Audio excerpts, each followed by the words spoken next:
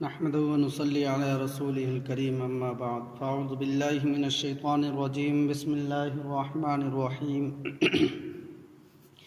الرحمن علم القرآن خلق الانسان علمه البيان خدا رحمان ہی نے قرآن کی تعلیم دی، اسی نے انسان کو پیدا کیا، اس کو گویائی دی۔ وقال تعالی اقرأ باسم ربك الذي خلق الانسان من علق اقرأ وربك الاکرم الذي علم بالقلم علم الانسان ما لم يعلم۔ آپ پڑھیے اپنے پروردگار کے نام سے جس نے سب کو پیدا کیا، جس نے انسان کو خون کے لوتھڑے سے پیدا کیا۔ آپ قرآن پڑھا کیجئے۔ آپ کا پروردگار بڑا کریم ہے، جس نے قلم کے ذریعے تعلیم دی، جس نے انسان کو ان چیزوں کی تعلیم دی جنہیں وہ نہیں جانتے تھے۔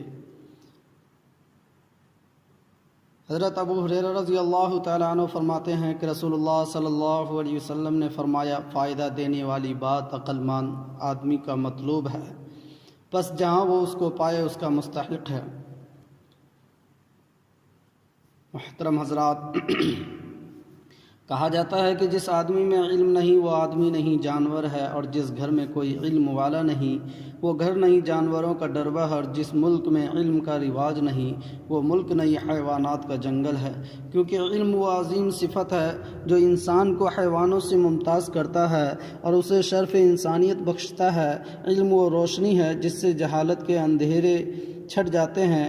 علم ایسا سدا بہار پھول ہے جس پر کبھی خزاں نہیں آتی۔ علم ایسا رہبر اور مخلص دوست ہے جو کبھی بے وفائی نہیں کرتا۔ علم اگر غریب کے پاس ہو تو اسے امیر کر دیتا ہے، اور اگر امیر کے پاس ہو تو اسے جاہل، غربا اور عمرہ پر فوقیت اور عظمت والا بناتا ہے۔ اس لیے اسلام نے حصول علم پر بہت زور دیا ہے، علم کی بے حد فضیلت و عظمت بیان کی ہے۔ مجھے یہ دعویٰ کرنے میں تردید کا قطعاً کوئی اندیشہ نہیں ہے کہ اسلام نے جہالت مٹانے اور علم پھیلانے میں جو کلیدی کردار ادا کیا ہے، اس کی ہمسری کا دعویٰ کوئی آسمانی یا غیر آسمانی مذہب بھی نہیں کر سکتا، اور کسی قوم و جماعت کو بھی یہ دعویٰ کرنے کی جرت نہیں ہو سکتی۔ اور یہ بھی ایک ناقابل تردید حقیقت ہے کہ آخری 200-300 سال چھوڑ کر سب سے زیادہ علماء و محقق، مورخ، سائنسداں، حکماء اور اتباع اسلام نے پیدا کیے۔ اس کی بڑی وجہ یہی ہے کہ اسلام نے حصول علم کی فضا پیدا کی، اس کی اہمیت سے انسانوں کو آگاہ کیا، اس کے فضائل بتائے۔ اس سے زیادہ اہمیت اور فضیلت کیا ہوگی کہ جب لگ بھگ 600 سال کے بعد اللہ تعالیٰ نے بندوں کو پکارا اور سید الرسول صلی اللہ علیہ وسلم پر وحی کے نزول کا آغاز ہوا، تو سب سے پہلا اعلان جو عالمی انسان کے سامنے کیا گیا پڑھنے، پڑھانے اور سیکھنے سکھانے ہی کے بارے میں تھا۔ حالانکہ عرب کے حالات کے پیش نظر پہلا اعلان توحید کا بھی ہو سکتا تھا، کیونکہ بت پرستی اور شرک عام تھا۔ پہلا اعلان رسالت کا بھی ہو سکتا تھا، کیونکہ خالق و مخلوق کا ٹوٹا ہوا رشتہ رسول صلی اللہ علیہ وسلم ہی کے ذریعے جڑ سکتا تھا۔ پہلا اعلان بعث بعد الموت اور قیامت کا بھی ہو سکتا تھا، کیونکہ یوم آخرت پر یقین آ جانے سے تمام عقائد و اعمال کو اپنانا آسان ہو جاتا ہے۔ پہلا اعلان انسانی حقوق کا بھی ہو سکتا تھا، کیونکہ قتل و قتال اور جور و تعدی کا دور تھا۔ پہلا اعلان عورت کے حقوق کا بھی ہو سکتا تھا، کیونکہ اس کے حقوق پامال ہو رہے تھے۔ پہلا اعلان اخلاق و اوصاف کے بارے میں بھی ہو سکتا تھا، اعبد اللہ بھی ہو سکتا تھا، اذکر اللہ بھی ہو سکتا تھا، اشکر اللہ بھی ہو سکتا تھا، اسبروا و صابروا بھی ہو سکتا تھا۔ لیکن سننے والے سن لے اور جاننے والے جان لے کہ جہالت کے گھٹا ٹوپ اندھیروں اور امیت کے لقدق صحرا میں قرآن کا سب سے پہلا اعلان علم کی عظمت و ضرورت کا اعلان تھا۔ قرآن کا سب سے پہلا حکم پڑھنے کا تھا۔ یہ عجیب بات ہے کہ وحی کے اولین مخاطب محمد صلی اللہ علیہ وسلم امی تھے، لکھنا پڑھنا نہیں جانتے تھے۔ ان کو پڑھنے کا حکم دینا کچھ عجیب سا محسوس ہوتا ہے۔ میں اس وقت تفسیری اور حدیثی ابعاد بیان نہیں کرنا چاہتا، عمومی انداز میں بات سمجھانے کی کوشش کر رہا ہوں۔ آپ صلی اللہ علیہ وسلم اگرچہ لکھنا پڑھنا نہیں جانتے تھے، لیکن چونکہ علم کی فضیلت، لکھنے لکھانے اور پڑھنے پڑھانے کی عظمت و اہمیت ظاہر کرنی تھی، اور یہ بتانا تھا کہ اب وقت آ گیا ہے کہ علم سینوں سے سفینوں میں منتقل ہو جائے، اس لیے آپ صلی اللہ علیہ وسلم کو امی ہونے کے باوجود پڑھنے کا حکم دیا گیا۔ اس کے ساتھ ساتھ یہ بھی بتا دیا گیا کہ ساحروں اور کاہنوں کا وہ دور ختم ہو گیا جب علم پردوں میں چھپا کر رکھا جاتا تھا اور سرگوشیوں میں سیکھا سکھایا جاتا تھا اور جن پر راہبوں، پنڈتوں، پروتوں اور جادوگروں کی اجارہ داری تھی، حالانکہ حقیقت میں وہ علم نہیں تھا بلکہ کچھ ٹونے ٹوٹکے اور جنتر منتر تھے جن کا نام انہوں نے علم رکھ لیا۔ لیکن اسلام نے دنیا میں پہلا قدم رکھتے ہی اعلان کر دیا کہ علم وہ نہیں جسے صرف سرگوشیوں سے سیکھا اور سکھایا جائے اور جو صرف کاہنوں اور پنڈتوں کے سینوں میں محفوظ رہے، بلکہ علم تو وہ ہے جو قلم اور کتابت سے دنیا کے سامنے آئے اور جسے ہر عربی اور عجمی، شہری اور دیہاتی پڑھ سکے اور بقدر ظرف حاصل کر سکے۔ یہ اسلام کا دنیا انسانیت پر بہت بڑا احسان ہے کہ اس نے علم پر اجارہ داری کے خاتمے کا اعلان کیا اور علم کو پانی، ہوا اور روشنی کی طرح عام کر دیا۔ اگر میں قرآن کریم کے پہلے لفظ کو سرور کونین صلی اللہ علیہ وسلم کا پہلا معجزہ قرار دوں تو بیجا نہ ہوگا۔ غار حرا کی خلوتوں میں نازل ہونے والی پہلی وحی کا پہلا کلمہ ایک ایسے مستقبل کی خبر دے رہا تھا جس میں رسائل اور جرائد اور کتابوں کی کثرت ہوگی، تعلیم عام ہوگی، پڑھنے پڑھانے والے بہت ہوں گے، علم و تحقیق کے بند دروازے کھلیں گے، توہمات سے انسان کو نجات ملے گی اور فکر و نظر کے لیے نیا سامان اور نئے امکانات پیدا ہوں گے۔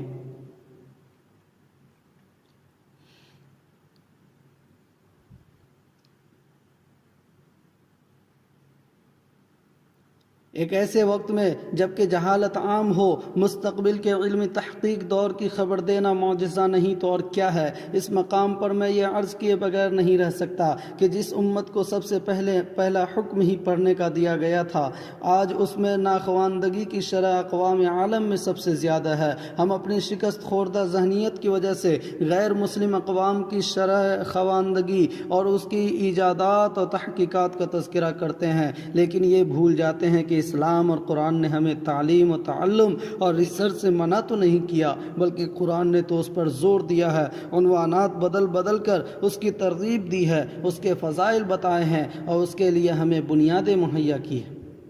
قرآن تو یہ بھی بتاتا ہے کہ انسان کے معبود ملائک ہونے کی وجہ اور فرشتوں کے مقابلے میں اس کی فضیلت و عظمت کا سبب بھی علم ہی بنا تھا۔ فرشتے نورانی مخلوق ہیں، وہاں ظلمت کا گزر نہیں، وہ سراپا خیر ہیں، ان سے شر کے صدور کا امکان ہی نہیں، ان کا سارا وقت عبادت و اطاعت، عصمت و طہارت، رکوع و سجود، قیام و قعود اور ذکر و فکر میں گزرتا ہے۔ اسی لیے جب ان کے سامنے انسان کے خلافت کا اعلان کیا گیا تو انہوں نے باری تعالیٰ کے حضور عرض کیا، اتجعل فیہا من یفسد فیہا ویسفک الدماء ونحن نسبح بحمدک ونقدس لک، کیا تو زمین میں اسے نائب بنائے گا جو وہاں فساد کرے اور خون بہائے، اور ہم تسبیح بیان کرتے ہیں تیری تعریف کے ساتھ اور تیری پاکیزگی بیان کرتے ہیں؟ مگر فرشتوں کو بتایا گیا کہ اس میں شک نہیں کہ تم عبادت و اطاعت میں بے مثال ہو، عفت و طہارت میں تمہاری کوئی نظیر نہیں، لیکن انسان کو صرف عبادت کے لیے نہیں بلکہ خلافت کے لیے بھی پیدا کیا جا رہا ہے،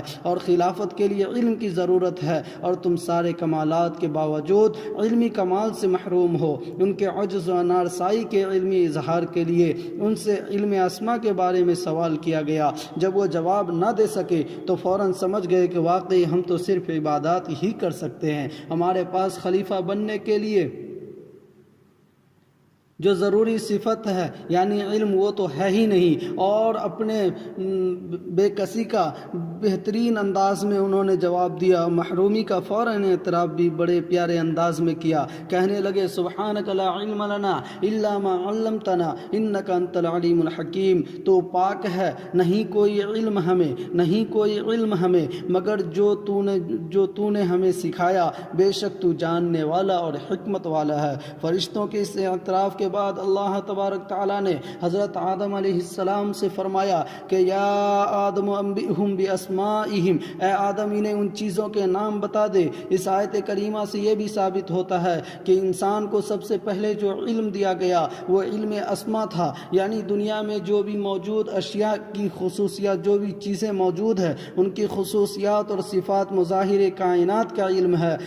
مظاہر کائنات کا علم، اور یہ بھی جان لے کہ سائنس بھی مظاہر کائنات اور اشیاء کی خصوصیات آثار ہی سے بحث کرتی ہے۔ علم طبیعات ہو یا کیمیا، علم حیاتیات ہو یا علم ارضیات اور فلکیات، سب کا محور یہی ہے کہ مادی اشیاء کے آثار و خاص بیان کیے جائیں۔ بہرحال جب حضرت آدم علیہ السلام نے چیزوں کی خصوصیات اور صفات بتا دی تو رب العالمین نے فرمایا الم اقل لکم انی اعلم غیب السماوات والارض واعلم ما تبدون ما کنتم تکتمون، کیا میں نے تم سے نہیں کہا تھا کہ میں آسمانوں اور زمین کی چھپی ہوئی چیزوں کو جانتا ہوں اور جانتا ہوں جو تم ظاہر کرتے ہو اور جو تم چھپاتے ہو۔ یہ عجیب بات ہے کہ انسانی تخلیق کی کہانی تورات نے بھی سنائی اور دوسری مذہبی کتابوں میں بھی یہ واقعہ بیان ہوا ہے، لیکن قرآن نے علم کی بنیاد پر تمام مخلوقات یہاں تک کہ فرشتوں کے مقابلے میں بھی انسان کی فضیلت کو جس انداز سے بیان کیا ہے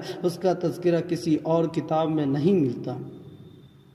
اللہ کا خوف تقوی کی بنیاد ہے۔ اللہ تعالیٰ کا ڈر ہی وہ قوت ممسکہ ہے جو انسان کو جلوت و خلوت میں برائیوں سے روکتی ہے۔ وہ انسان بڑا خوش نصیب ہے جس کا دل خشیت سے لبریز ہو۔ قرآن حکیم میں بتایا گیا کہ باری تعالیٰ کا حقیقی خوف اسی دل میں ہوتا ہے جو دل علم کے نور سے منور ہو۔ جس دل میں جہالت کی تاریکی ہو اس دل میں خالق السماوات والارض کا خوف اچھی طرح بیٹھ ہی نہیں سکتا۔ اس کی وجہ یہ ہے کہ صاحب علم جب علم کی روشنی میں کائنات پر اپنی ذات پر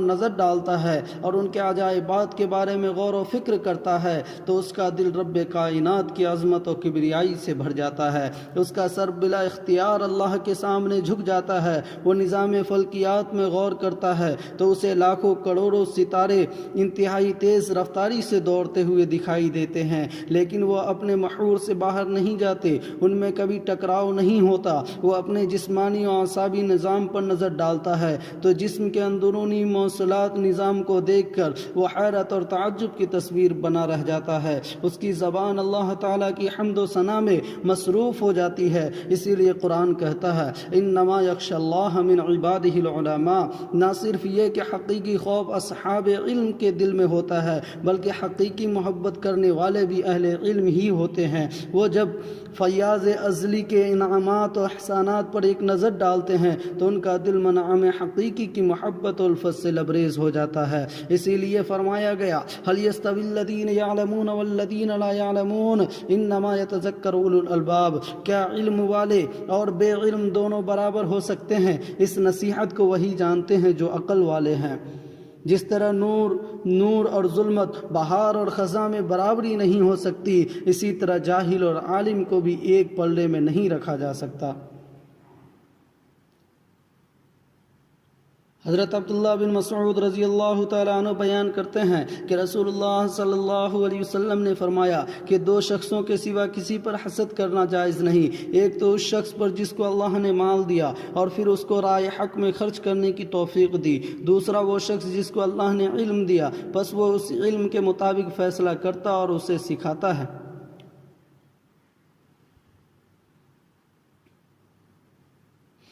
آج بڑے زور و شور سے یہ پروپیگنڈا کیا جا رہا ہے کہ علمی اور تحقیقی ترقیات کا کریڈٹ یورپ کو جاتا ہے۔ اس پروپیگنڈے کی تردید کے سلسلے میں سب سے پہلی بات تو یہ یاد رکھیں کہ قرآن کے عطا کردہ عقیدہ توحید کی برکات ہے کہ انسان دریاؤں، صحراؤں، پہاڑوں اور آسمانوں، فضاؤں اور مختلف ستاروں کو مسخر کر رہا ہے، ورنہ جب تک انسان شرک اور مظاہر پرستی میں مبتلا رہا وہ مظاہر کائنات کی تسخیر کے بارے میں سوچ بھی نہیں سکتا تھا۔ ایک انگریز مصنف آرنلڈ ٹوائنبی نے بجا طور پر لکھا کہ قدیم انسان کے لیے فطرت صرف فطری ذرائع کا ذخیرہ نہیں تھی بلکہ وہ دیوتا تھی اور اس کے لیے مادر گیتی تھی، اور نباتات، حیوانات، معدنیات، چشمے، ندیاں، سمندر، پہاڑ، زلزلے اور بجلی سب دیوی دیوتا تھے۔ جس فطرت کو انسان معبود کی نظر سے دیکھتا ہو اسے وہ تحقیق اور تسخیر کی نظر سے کیسے دیکھ سکتا تھا؟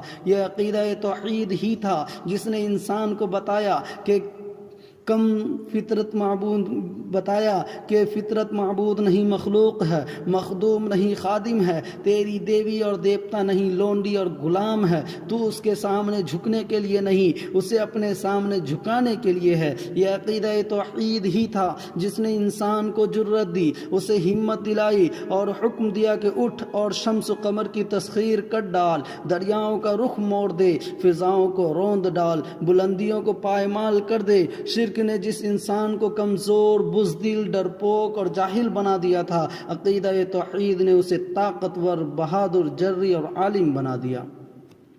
ساری دنیا تسلیم کرتی ہے کہ موجودہ ترقیوں اور ایجادات کا تعلق صنعتی انقلاب سے ہے، اور خود صنعتی انقلاب مظاہر کائنات اور زمین کے اندر چھپی ہوئی طاقتوں کے استعمال کا دوسرا نام ہے۔ انسان نے کوئلہ کو انرجی میں تبدیل کیا، اس نے بہتے ہوئے پانی سے جنریٹر چلا کر بجلی تیار کی، اس نے معدنی اشیاء کو نکال کر انہیں مشینوں کی صورت میں ڈھالا، اس طرح صنعتی انقلاب وجود میں آیا۔ اب سوال یہ ہے کہ یہ تمام چیزیں تو لاکھوں سال سے زمین کے اوپر موجود تھی، پھر اسلام سے پہلے کا انسان اس پر وہ عمل کیوں نہ کر سکا جس کے نتیجے میں وہ ان سے فائدہ اٹھا سکتا؟ اس کا جواب صرف ایک ہے، اور وہ یہ کہ شرک اس عمل کی راہ میں مانے تھا۔ یونانی، مصری، رومی، ایرانی غرضے کے تمام تہذیبیں مشرکانہ تہذیبیں تھی اور مظاہر فطرت کی پرستش کرتی تھی۔ مشرکانہ نظریہ میں بجلی چمکی تو سمجھ لیا گیا کہ دیوتا کا آتش کوڑا ہے، چاند یا سورج گرہن پڑا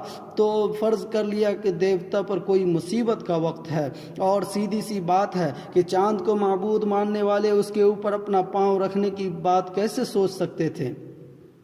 دریا کو مقدس سمجھنے والے اسے مسخر کر کے اس سے بجلی پیدا کرنے کا منصوبہ کیسے بنا سکتے تھے؟ گائے کی پرستش کرنے والے اسے خوراک بنانے اور اس کی پروٹینی اہمیت کو کیسے اجاگر کر سکتے تھے؟ یہ تو اسلام تھا جس نے انسان کو فطرت کی تسخیر پر آمادہ کیا۔ اسلام سے پہلے ستاروں کی پرستش ہوتی تھی۔ اسلامی انقلاب کے بعد پہلی بار بڑے پیمانے پر انسان نے رستگاہیں قائم کی اور ستاروں پر ریسرچ شروع کی۔ زمین کو مؤنث دیوتا سمجھا جاتا تھا۔ مسلمانوں نے پہلی بار اس کی پیمائش کر کے اس کا طول و عرض معلوم کیا اور اس کا سینہ چیر کر معدنی خزانے باہر نکالے۔ سمندر سے ڈر کر انسان اسے پوجنے کی چیز سمجھتا تھا۔ مسلمانوں نے پہلی بار اس کو وسیع پیمانے پر آبی گزرگاہ کے طور پر استعمال کیا۔ طوفان اور ہوا کو انسان پر اسرار چیز سمجھ کر پوجتا تھا۔ مسلمانوں نے اس کو ہوا چکی میں تبدیل کر دیا۔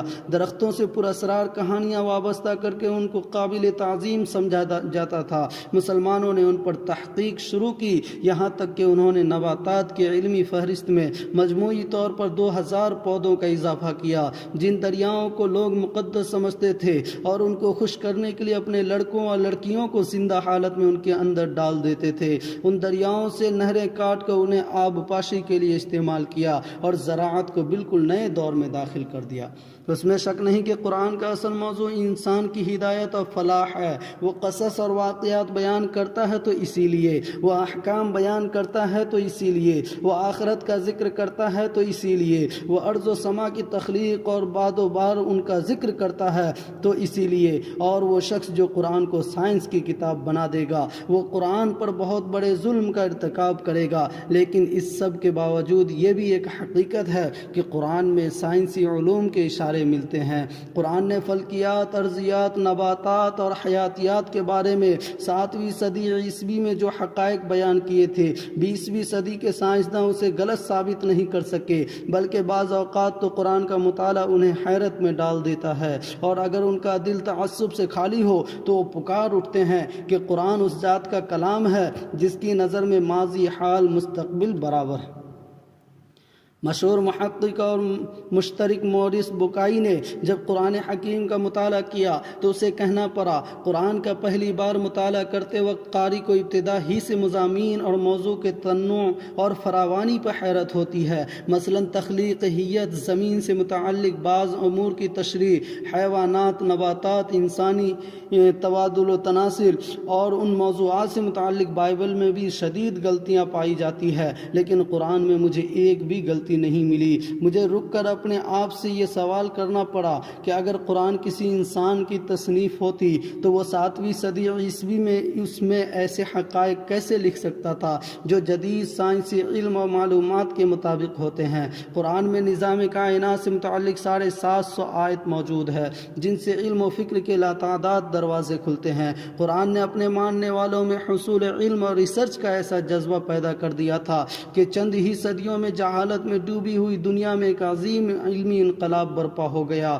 اور جابر بن حیان، موسیٰ بن محمد بن موسیٰ الخوازمی، ابن حشیم، ابو العباس محمد جابر بطانی، محمد بن زکریا رازی، ابن سینا، ابو ریحان البیرونی، ابن نفیس، ابو حنیفہ دین نوری، عمر خیام، ابن بیطار اور ابو القاسم الزہراوی جیسے نامور سائنسداں، محقق اور مجددین نے بھی یورپ سمیت ساری دنیا کو اپنے کارناموں اور تحقیقات سے مبہوس کر کے رکھ دیا، اور یورپ والوں نے ان کی تحقیقات سے جی بھر کے استفادہ کیا۔ محمد بن زکریا رازی جو ایک زبردست طبیب اور کیمیا دان تھا، اس نے علم کیمیا پر 12 کتابیں لکھی۔ اس کی کتاب الحاوی حیدرآباد سے 25 جلدوں میں شائع ہوئی ہے، اور یہ طبی معلومات کا انسائکلوپیڈیا ہے۔ ابن سینا کی کتاب القانون فی الطب یورپ کی درسگاہوں میں بطور نصاب داخل رہی ہے۔ صرف 15ویں صدی کے آخری 30 سالوں میں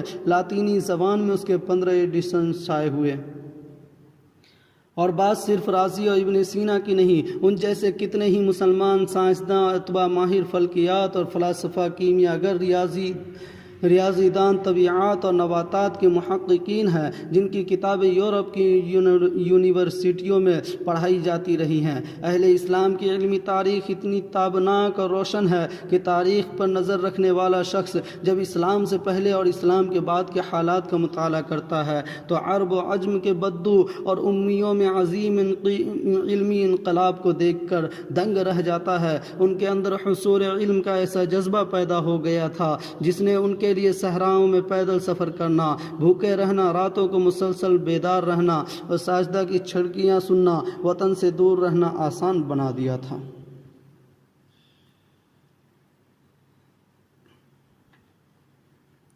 حیرت کی بات ہے کہ ہم ایسے لوگوں سے مرعوب ہو جائیں جنہوں نے ہم سے خیرات مانگ کر سائنس کے محل تعمیر کر لیے۔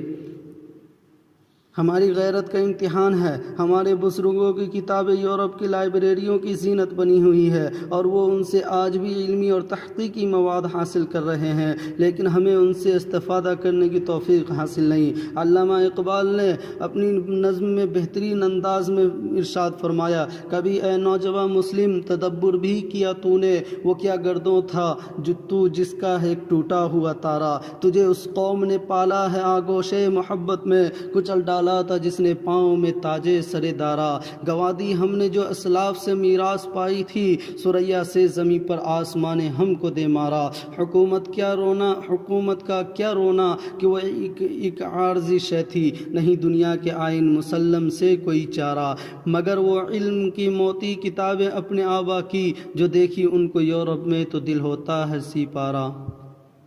آج دنیا ہمارے بے حسی اور جہالت کا مذاق اڑا رہی ہے۔ ہم جدید ٹیکنالوجی اور مشنری کے حصول میں ان کے محتاج ہیں، وہ ہم سے جنگی ساز و سامان کے منہ مانگے دام لے رہے ہیں۔ امت مسلمہ کے نوجوانوں، غفلت کی نیند سے بیدار ہو جاؤ، بہت سو لیا، بہت خوار ہو لیا۔ اب عالم اسلام کی جو حالت ہے وہ دیکھی نہیں جاتی۔ اپنے بزرگوں کی اعلیٰ روایات کو زندہ کر ڈالو، ایک ہاتھ میں قرآن کی شمع اور دوسرے ہاتھ میں سائنس کی تلوار لے کر اٹھو اور زمانے پر چھا جاؤ، مگر 2 باتیں ہمیشہ یاد رکھنا، ایک یہ کہ مسلمان کے لیے صنعت و حرفت، سائنس اور ٹیکنالوجی قرآن کے بغیر بیکار ہے۔ ٹیکنالوجی وغیرہ تو یورپ والوں کے پاس بھی ہے، تمہاری برتری پوری دنیا پر اس وقت ثابت ہوگی جب تمہارے پاس قرآن بھی ہو اور جدید ٹیکنالوجی بھی ہو، کیونکہ اصل علم تو قرآن کا علم ہے، دین کا علم ہے، اللہ کی رضا حاصل کرنے کا علم ہے، باقی سارے علوم و فنون اس کے تابع ہیں۔ دوسری بات یہ کہ مجتنی دین کے پروپیگنڈے سے متاثر ہو کر کبھی بھی قرآن کو اور اسلامی حقائق کو علوم جدیدہ کے تابع نہیں کرنا، ان سے مرعوب ہو کہ قرآن میں معنوی تحریف ہرگز نہ کرنا، انہیں خوش کرنے کے لیے قرآن کو سائنس اور ٹیکنالوجی کی کتاب نہ بنا دینا، بلکہ قرآن کو قرآن ہی رہنے دینا، اسے کتاب ہدایت ہی سمجھنا، بلکہ ہو سکے تو سارے علوم کو قرآن کا خادم و غلام بنا دینا۔ جب تم نے ایسا کر لیا تو تم زمانے کے امام بنو گے، زمانہ تمہارے اشاروں پر چلے گا، دنیا تو تمہاری قیادت و سیادت کو تسلیم کر ہی لے گی، آخرت میں بھی تم قسمت کے دھنی ہوگے۔ تم شوق سے کالج میں پھلو، پارک میں پھولو، جائز ہے غباروں میں اڑو، چرخ پر جھولو، پر ایک سخن بندہ عاجز کا رہے یاد، اللہ کو اور اپنی حقیقت کو نہ بھولو۔ وما علینا الا البلاغ۔